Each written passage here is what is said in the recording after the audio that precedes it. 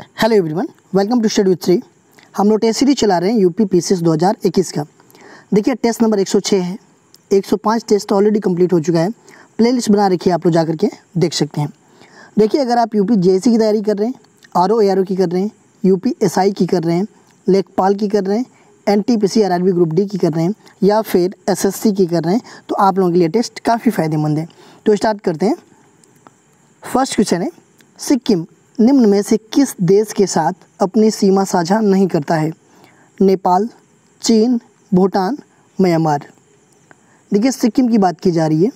ये जो है आपका किस देश के साथ जो है कि अपनी सीमा साझा नहीं करता है। ठीक है, क्या क्या दिया गया है यहाँ पे? नेपाल, चीन, भूटान और म्यांमार दिया गया है। तो सबसे पहले सिक्किम को हम मैप में देखते हैं। देखिए ये है आपका सिक्किम, ठीक है, यहाँ पे ये है। तो ये किस किस देश से अपनी सीमा बनाता है? तो देखिए पहले तो इधर नेपाल से बनाता है, फिर भूटान से बनाता है और आपका ऊपर क्या है?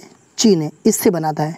ठीक है, अगर हम स्टेट की बात करें, देखिए 3 तो ये देश से सीमा बनाता है। अगर हम स्टेट से बात करें तो केवल ये एक ही स्टेट से सीमा बनाता है, ये है आपका पश्चिम बंगाल। देखिए ये पूरा यहाँ तक है ऐसे, ठीक है, पश्चिम बंगाल से बनाता है ये। तो सिक्किम जो है कि केवल एक राज्य से और 3 जो है कि देश से सीमा बनाता है। तो 3 देश में कौन कौन से है सीमा? वो तो नेपाल है, भूटान है और चीन है। ठीक है, तो ये हो जाएगा आपका नेपाल से बनाता है ये, भूटान से बनाता है, चीन से बनाता है और म्यांमार से नहीं बनाता है। तो म्यांमार कहाँ पे है? तो सबसे लास्ट में इधर इस साइड। ठीक है, देखिए ये जो है सिक्किम की राजधानी कहाँ पे है? तो आपका है गंगटोक। ठीक है, और ये भारत का दूसरा सबसे छोटा राज्य है। नेक्स्ट क्वेश्चन देखते हैं। भारत के किन 2 राज्यों की सीमा केवल एक राज्य से मिलती है? मेघालय, सिक्किम, मेघालय, त्रिपुरा, सिक्किम, त्रिपुरा, सिक्किम, मिजोरम। देखिए अभी हम पहले क्वेश्चन में ये देखें कि किन 2 राज्यों की सीमाएं केवल एक राज्य से मिलती है। तो एक राज्य से मिल रही थी सिक्किम की, तो ऐसे तो ये हो जाएगा फर्स्ट ऑप्शन। ठीक है, ये सिक्किम हो जाएगा और मेघालय हो जाएगा। देखिए मेघालय जो है कि अपनी सीमा बनाता है किससे? तो ये बनाता है आपका बांग्लादेश से, अगर दूसरे देश की बात करें तो। ठीक है, और ये जो है कि मेघालय में गारो, खासी, जयंतिया पहाड़ियाँ भी हैं और इन पहाड़ियों पे जो लोग रहते हैं उनको हम बोलते हैं गारो, खासी, जयंतिया जनजातियाँ के नाम से हम जानते हैं। ठीक है, देखिए आपका मेघालय में सबसे ज़्यादा वर्षा होती है। ठीक है, कहाँ पे है वो? तो वो है आपका मसीनराम। यहाँ पे जो है कि सबसे ज़्यादा वर्षा होती है। ठीक है, और ये एक किससे सीमा बनाता है? तो ये बनाता है केवल असम से। ठीक है, नेक्स्ट क्वेश्चन देखते हैं। चीन से स्पर्श करने वाले भारतीय राज्यों में से सबसे ज़्यादा सीमा किस राज्य द्वारा साझा की जाती है? हिमाचल प्रदेश, उत्तराखंड, जम्मू और कश्मीर, सिक्किम। देखिए चीन से स्पर्श करने वाले जो भी भारतीय राज्य हैं, सबसे पहले तो ये जानेंगे हम कि चीन से स्पर्श करने वाले भारतीय राज्य कौन कौन हैं। तो देखिए ये है आपका जम्मू कश्मीर, हिमाचल प्रदेश, उत्तराखंड, सिक्किम और अरुणाचल प्रदेश। ठीक है, ये राज्य हैं जो कि चीन से सीमा बनाते हैं। इसमें सबसे ज़्यादा सीमा जो है कि कौन बनाता है? तो इसमें सबसे ज़्यादा सीमा बनाता है आपका जम्मू कश्मीर। ये थर्ड ऑप्शन आपका सही है। नेक्स्ट क्वेश्चन देखते हैं। असत्य कथन बताइए। जनसंख्या की दृष्टि से सबसे छोटा संघ शासित प्रदेश लक्षद्वीप है। भारत की प्रादेशिक सीमा, समुद्री सीमा तट रेखा से 24 समुद्री नॉटिकल मील दूर है। टर्शियरी कालक्रम में हिमालय पर्वत श्रृंखला का निर्माण हुआ है और क्वार्टरनरी संरचना मैदानी क्षेत्रों में पाई जाती है। इसमें से कौन सा असत्य कथन है, ये बताना है आपको।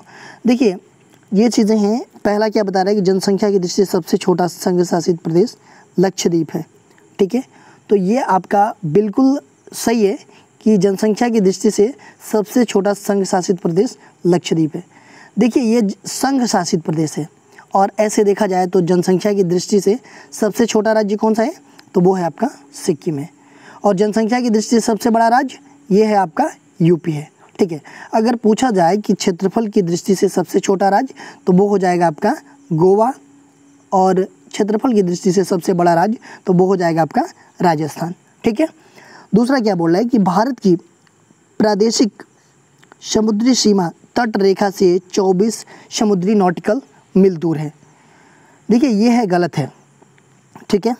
क्यों गलत है कि सबसे पहले ये देखिए, अगर मान लीजिए ये आपका सपोज दैट ये 1 मिनट, ये देखिए आपका ये भारत का जो एक तट है, तो ऐसे ही तट रहता है, कटा छटा तट है सब सारा, ठीक है। तो यहाँ पे अगर ये जो है ना ऐसे मिलाया जाता है इसको, ठीक है, इसको हम बोलते हैं क्या, ये आधार रेखा बोलते हैं, ठीक है। आधार रेखा से जो 12 माइल्स होते हैं, समुद्री मील्स होते हैं, उसको हम बोलते हैं क्या, ये प्रादेशिक समुद्री सीमा, ठीक है। ये आधार रेखा से 12, अगर आधार रेखा से 24 समुद्री मील, इसको क्या बोलते हैं, तो इसको हम क्या बोलते हैं, संलग्न क्षेत्र या अभिच्छन्न मंडल, ठीक है। और यही बिल्कुल प्रादेशिक समुद्री सीमा, मतलब ये जो है ना आपका प्रादेशिक समुद्री सीमा, आधार रेखा से ये पूरा जो है कि आपका हो जाएगा 200 माइल्स, ये 200 समुद्री मील्स जो है कि आपका हो जाएगा अनन्य आर्थिक क्षेत्र। तो समझ में आ गया आप लोग। देखिए ये कटा छटा जो है, तो इसको पहले मिला दिया जाएगा, तो ये हो जाएगा आपका आधार रेखा। आधार रेखा से 12 समुद्री मील्स जो है कि क्या है, तो ये आपका प्रादेशिक समुद्री सीमा है। आधार रेखा से 24 समुद्री मील क्या है, तो ये है आपका संलग्न क्षेत्र या अभिच्छन्न मंडल। और ये बिल्कुल यहीं से ये 200 समुद्री माइल्स जो है कि मील्स है, ये हो जाएगा आपका अनन्य आर्थिक क्षेत्र, ठीक है। तो ये हो जाएगा आपका गलत, ये पहला वाला सही है। देखिए टर्शियरी कालक्रम में हिमालय पर्वत श्रृंखला का निर्माण हुआ है, ये भी सही है। और क्वार्टरनरी संरचना मैदान क्षेत्र में पाई जाती है, ये भी आपका सही है। तो असत्य कथन हो जाएगा आपका दूसरा वाला, ठीक है। तो ये 24 नहीं होगा, ये क्या हो जाएगा, 12 समुद्री मील्स दूर है। नेक्स्ट क्वेश्चन देखते हैं। हिमालय में हिम रेखा की औसत ऊंचाई सबसे अधिक पाई जाती है, पूर्वी हिमालय में, पश्चिमी हिमालय में, दक्षिणी हिमालय में, उत्तरी हिमालय में। तो हिमालय में हिम रेखा की औसत ऊंचाई सबसे अधिक कहाँ पाई जाती है, तो ये पाई जाती है आपका पूर्वी हिमालय में। नेक्स्ट क्वेश्चन देखते हैं। बृहद हिमालय श्रृंखला को केंद्रीय अक्षीय श्रेणी भी कहते हैं, जिसकी पूर्व से पश्चिम लंबाई लगभग है 3500 किलोमीटर, 2700 किलोमीटर, 2500 किलोमीटर और 3000 किलोमीटर। बृहद हिमालय की बात की जा रही है। देखिए हिमालय कितने हैं, एक तो सबसे ऊपर जो है कि आपका कौन सा है, ट्रांस हिमालय है, ठीक है। उसके बाद से पड़ता है आपका बृहद हिमालय, उसके बाद से लघु हिमालय, उसके बाद से शिवालिक। तो ये बृहद हिमालय की बात की जा रही है, ठीक है। तो इसकी जो है कि पूर्व से पश्चिम तक लंबाई लगभग कितनी है, तो ये है आपका 2500 किलोमीटर।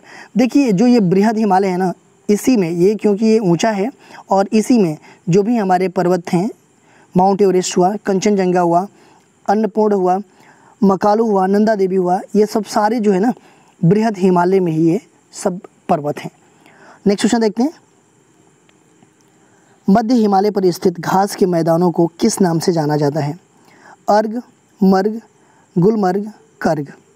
मध्य हिमालय पे स्थित घास के मैदानों को किस नाम से जाना जाता है, तो ये जाना जाता है आपका मर्ग के नाम से। देखिए छोटे छोटे घास के मैदान जो कश्मीर में हैं, उन्हें हम मर्ग के नाम से जानते हैं, ठीक है।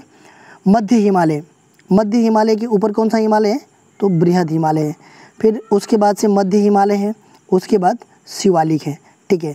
देखिए अगर मध्य हिमालय की बात पूछा जाए तो ये बृहद हिमालय के दक्षिण में है, ठीक है, और शिवालिक हिमालय के उत्तर में है। ये क्वेश्चन आता है कि मध्य हिमालय जो है कि ऑप्शन दे देगा कि बृहद हिमालय के उत्तर में है या दक्षिण में है, या फिर शिवालिक के उत्तर में है या दक्षिण है। तो शिवालिक के ये उत्तर में है और बृहद हिमालय के दक्षिण में है मध्य हिमालय, ठीक है।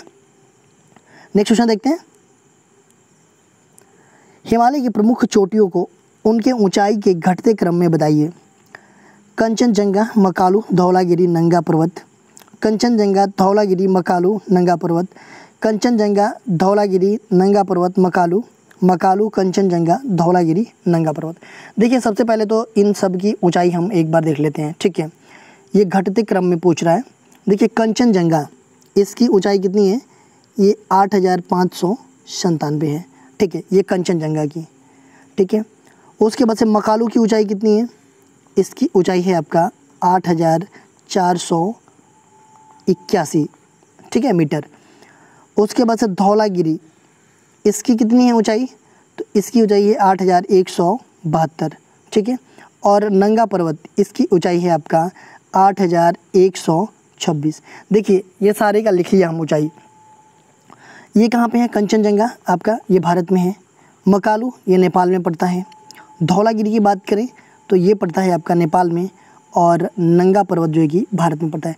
देखिए सबसे ज़्यादा कौन सा है ऊंचाई, ये है, उसके बाद से आपका ये है, उसके बाद से ये है, उसके बाद से ये है। देखिए पहला वाला क्वेश्चन नहीं आपका, पहला वाला ऑप्शन ही आपका सही है। देखिए सारे में यही चीज़ दिए गए हैं, तो सबका पहले ऊंचाई देख लेंगे, फिर उसके बाद से ऊंचाई को घटते क्रम में लगा दिया। नेक्स्ट क्वेश्चन देखते हैं। निम्न में से उस दर्रे का नाम बताइए जो मानसरोवर यात्रा का मार्ग है। लीपुलेखा दर्रा, माना दर्रा, ब्रुजिल दर्रा, नाथुला दर्रा। मानसरोवर यात्रा का मार्ग कौन सा दर्रा है, तो ये है आपका लीपुलेखा दर्रा, ये फर्स्ट ऑप्शन आपका सही है। देखिए ये उत्तराखंड के कुमाऊं क्षेत्र को तिब्बत का तकलाकोट से जोड़ता है ये, ठीक है। माना दर्रा की बात करें हम तो ये उत्तराखंड की पहाड़ियों में स्थित है। बुर्जिला दर्रा की बात करें तो ये श्रीनगर से गिलगिट से जोड़ता है।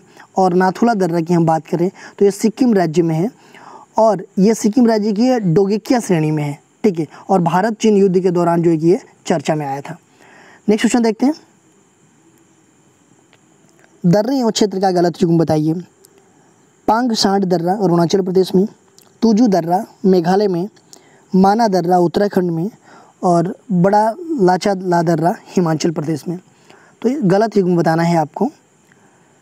तो पांगसांड दर्रा जो है आपका कहाँ पे है, हिमाचल, ये अरुणाचल प्रदेश में है, बिल्कुल सही है। तुजू दर्रा ये आपका मेघालय में नहीं है, ये कहाँ पे है आपका, तो ये मणिपुर में है। देखिए माना दर्रा ये उत्तराखंड में है, और बड़ा लाचा ला दर्रा जो है कि ये हिमाचल प्रदेश को कश्मीर से जोड़ता है, ठीक है। तो ये हो जाएगा आपका गलत युग्म। नेक्स्ट क्वेश्चन देखते हैं। हिमालय चोटियों का पूर्व से पश्चिम का सही क्रम बताइए। Namcha Barwa, Kanchenjunga, Mount Everest, Nanda Devi. Nanda Devi, Mount Everest, Kanchenjunga, Namcha Barwa. Namcha Barwa, Mount Everest, Kanchenjunga, Nanda Devi. Namcha Barwa, Nanda Devi, Kanchenjunga और माउंट एवरेस्ट। देखिए सारे ऑप्शन में एक ही है, बट उसको जो है कि पूर्व से पश्चिम की ओर सही क्रम में लगाना है। तो देखिए पूर्व से चलते हैं हम, ठीक है। पूर्व में आपका है कौन, नामचा बर्मा, ये अरुणाचल प्रदेश में है, ठीक है। नामचा बर्मा फर्स्ट में कौन सा है, इसमें भी है, इसमें भी है, इसमें भी है, ठीक है। दूसरा हम देखते हैं, आते हैं तो कंचनजंगा आता है सिक्किम और नेपाल की सीमा पे, ठीक है। नामचा बर्मा, कंचनजंगा, ठीक है, ये हो गया। उसके बाद से हम आते हैं नेपाल में तो माउंट एवरेस्ट है, ठीक है, ये हो गया। उसके बाद से हम उत्तरांचल राज्य में आते हैं तो ये नंदा देवी हो गया, ठीक है। तो ये पूर्व से पश्चिम की तरफ बोल रहा है, तो ये हो जाएगा ये फर्स्ट ऑप्शन, ठीक है। नेक्स्ट क्वेश्चन देखते हैं। पुराने जलोढ़ से निर्मित मैदान कौन सा है। खादर का, बांगर का, तराई का, भाबर का। पुराने जलोढ़ से निर्मित मैदान को क्या कहते हैं, या फिर कौन सा है। देखिए पुराना जलोढ़, इसको हम बोलते हैं क्या, बांगर बोलते हैं। बी ऑप्शन आपका सही है। देखिए पुराने जलोढ़ की बात करें हम तो ये जो है कि निर्मित होता है किससे, तो यहाँ पे जो है कि ये ऊंचाई वाला भाग होता है, ठीक है। पुराना जलोढ़, सॉरी पुराना जलोढ़ तो मतलब ये है, लेकिन बांगर की बात करें हम तो ये होता है आपका सबसे ऊंचाई वाला भाग, जहाँ पे नदियों का जल कभी नहीं पहुँचता है और नहीं बाढ़ का जल भी पहुँचता है। ये तो उस क्षेत्र को हम क्या कहते हैं, तो उस क्षेत्र को हम बांगर कहते हैं। ठीक इसका अपोजिट देखिए, एक होता है आपका ये खादर का। खादर का क्या होता है कि इसके अपोजिट ये होता है कि जहाँ पर हर साल जो है कि नदियों का जल पहुँच जाता है या फिर बाढ़ का जल पहुँच जाता है, तो वो खादर प्रदेश हो जाता है, ठीक है। और तराई की बात आई और भाबर की बात आई, तो भाबर क्षेत्र कौन सा होता है, तो भाबर जो है ना कि शिवालिक के गिरिपाद प्रदेश में सिंधु नदी से तीस्ता नदी के बीच ये पाया जाता है, ठीक है। इसमें ये होता है कि नदियाँ कंकड़ पत्थर लाती है और इन क्षेत्रों में बहुत कंकड़ पत्थर जो है कि जमा हो जाता है। और जो छोटी छोटी नदियाँ होती हैं ना, वो क्या होता है कि इस कंकड़ पत्थर की वजह से ये सारी नदियाँ आती हैं तो नीचे जो है कि विलुप्त हो जाती हैं, मतलब नीचे बहने लगती है कुछ छोटी छोटी नदियाँ। कुछ ही नदियाँ होती हैं जो कि ऊपर से बहती हैं, ठीक है। तो यही कंकड़ पत्थर वाला जो होता है ऊपर का भाग को, तो इसको हम क्या कहते हैं, तो इसी को हम कहते हैं भाबर प्रदेश। और फिर नदियाँ जो है कि कुछ टाइम बाद जाने के बाद से समतल में ये क्या करती हैं कि ये बाहर निकल आती है और चारों तरफ ये बहने लगती हैं। तो ये जो क्षेत्र होता है ये थोड़ा दलदली क्षेत्र होता है, ठीक है। और उसको हम कहेंगे क्या, तो उसको कहेंगे हम तराई क्षेत्र, ठीक है। नेक्स्ट क्वेश्चन देखते हैं। अरावली श्रेणी के बारे में गलत कथन बताइए। इसे अवशिष्ट पर्वत भी कहा जाता है। अरावली का सर्वोच्च शिखर गुरु शिखर की ऊंचाई 1822 मीटर है। इसी क्षेत्र में तांबा क्षेत्र खेतड़ी अवस्थित है और यह श्रेणी गुजरात के पालनपुर से प्रारंभ होती है। देखिए, अरावली श्रेणी के बारे में गलत कथन पहचानना है। देखिए, इसे अवशिष्ट पर्वत भी कहते हैं। क्यों कहते हैं इसे अवशिष्ट पर्वत? क्योंकि लंबे समय से ना अपरदन के कारण जो है कि ये अवशिष्ट ही रह गया है, तो इसलिए हम इसको अवशिष्ट पर्वत भी कहते हैं। तो ये भी आपका सही है, ठीक है। अरावली का सर्वोच्च शिखर गुरु शिखर है, बिल्कुल सही है। और इसकी ऊंचाई कितनी है? तो इसकी ऊंचाई जो है कि 1722 मीटर है, ना कि 1822 मीटर है, ठीक है। तो ये देखिए, ये कहाँ पे है? तो ये आबू की पहाड़ी में है आपका सर्वोच्च शिखर गुरु शिखर, ठीक है। इसी क्षेत्र में तांबा क्षेत्र खेतड़ी भी अवस्थित है। तांबा क्षेत्र खेतड़ी कहाँ पे है? तो राजस्थान के झुंझुनू जिले में है, ये भी सही है। और यह श्रेणी गुजरात के पालनपुर से प्रारंभ होकर के कहाँ तक जाती है? तो ये राजस्थान होकर दिल्ली तक लगभग ये कितना 800 किलोमीटर ये होती है। तो देखिए, ये भी सही है आपका, ये भी सही है, ये भी सही है। तो गलत कथन कौन सा है? तो आपका सेकेंड वाला है, आपका गलत कथन है, ठीक है। नेक्स्ट क्वेश्चन देखते हैं।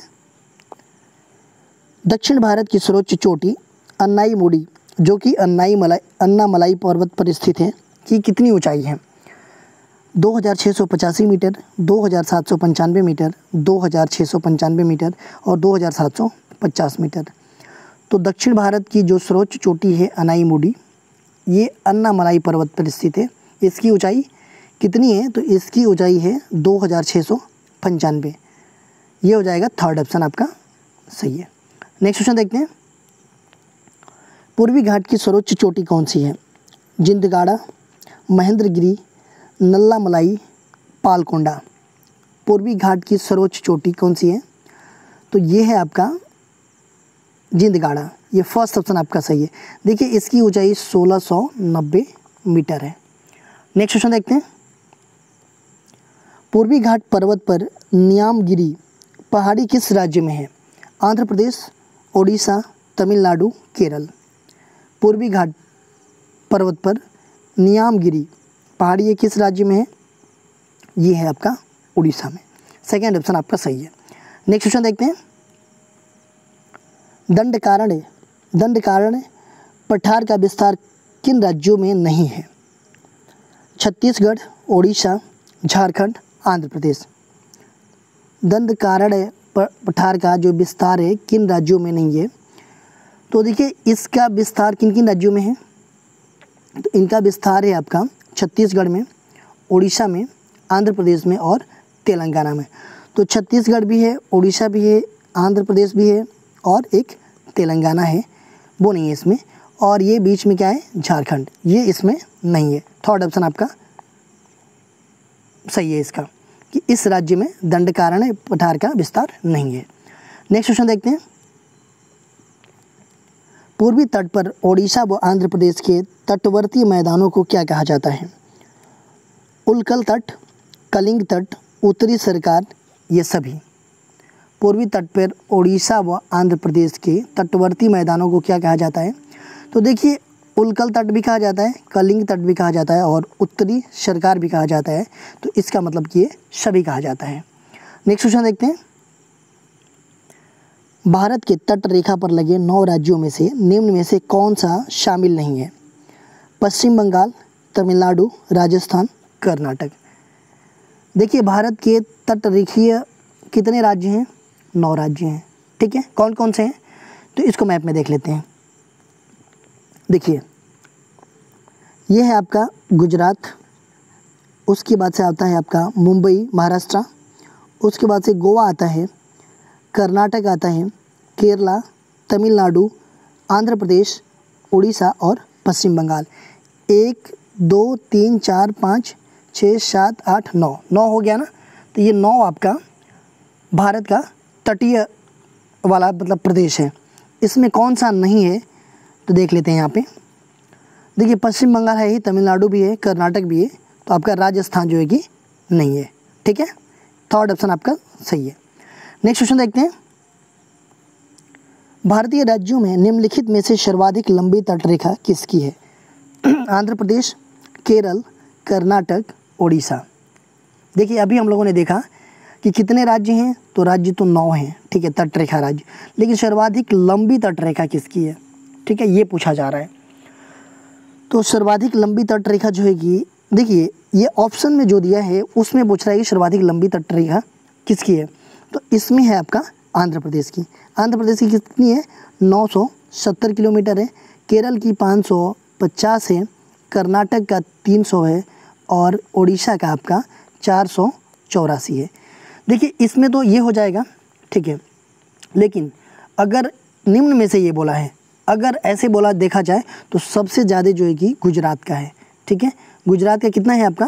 तो 1600 किलोमीटर है सबसे ज़्यादा, और सबसे कम किसका है? तो गोवा का है 101 किलोमीटर। ठीक है, इसमें ऑप्शन में दिया गया है आंध्र प्रदेश, तो इसका सबसे ज़्यादा है। ऐसे पूछा जाए तो 1600 किलोमीटर जो है कि गुजरात का होगा, 101 किलोमीटर आपका गोवा का होगा।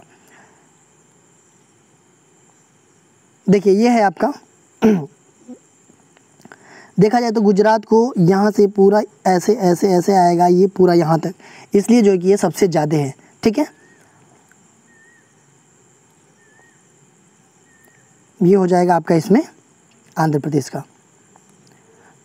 देखिए कल क्वेश्चन पूछा गया था आप लोगों से ये कि निम्न में से कौन सा देश भारतीय उपमहाद्वीप में सम्मिलित नहीं है?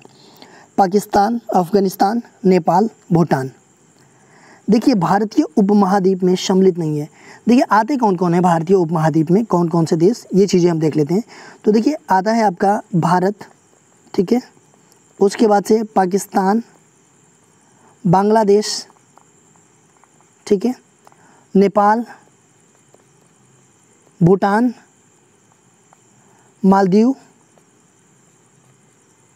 और उसके बाद से श्रीलंका आता है। ठीक है, ये सब सारे जो है कि आपके भारतीय उपमहाद्वीप में आते हैं। पाकिस्तान भी हो गया, नेपाल भी हो गया, भूटान भी हो गया, ये आता है, पाकिस्तान नहीं आता है आपका भारतीय उपमहाद्वीप में। आज के क्वेश्चन देख लेते हैं। गोवा से कर्नाटक में मंगलोर तक के तटीय मैदान को कहा जाता है? मालाबार तट, कन्नड़ तट, कोंकण तट, उत्कल तट। तो आप लोग कमेंट बॉक्स में हमें बताइएगा कि गोवा से कर्नाटक में मंगलोर तक के तटीय प्रदेश को क्या कहा जाता है, तटीय मैदान को? कमेंट बॉक्स में मुझे बताइएगा। इसका आंसर मैं नेक्स्ट वीडियो में दूंगा। देखिए अगर आप हमें इंस्टाग्राम, फेसबुक या फिर टेलीग्राम पे फॉलो करना चाहते हैं तो यहाँ भी कर सकते हैं। इंस्टाग्राम पे हमारी आईडी है स्टडी विद श्री 25, फेसबुक एक मेरा पेज है स्टडी विद श्री के नाम से, और फेसबुक एक मेरा ग्रुप है UPPCS BEO RO करके, और टेलीग्राम पे भी आप ज्वाइन कर सकते हैं टेलीग्राम को। ये आपका टेलीग्राम का लिंक दिया हुआ है, डिस्क्रिप्शन में भी है और यहाँ पे भी है, आप यहाँ ज्वाइन कर सकते हैं। स्पेशली करंट अफेयर्स के नोट्स जो है कि यहाँ पे मिल जाएंगे, मंथली या फिर साप्ताहिक। दोस्तों वीडियो अच्छी लगी तो आप लोग लाइक कीजिएगा, सब्सक्राइब कीजिएगा, अपने दोस्तों में शेयर कीजिएगा। वीडियो अच्छी ना लगे तो आप लोग डिसलाइक कीजिएगा और कमेंट बॉक्स में मुझे बताइएगा कि डिसलाइक क्यों किया। वीडियो देखने के लिए धन्यवाद।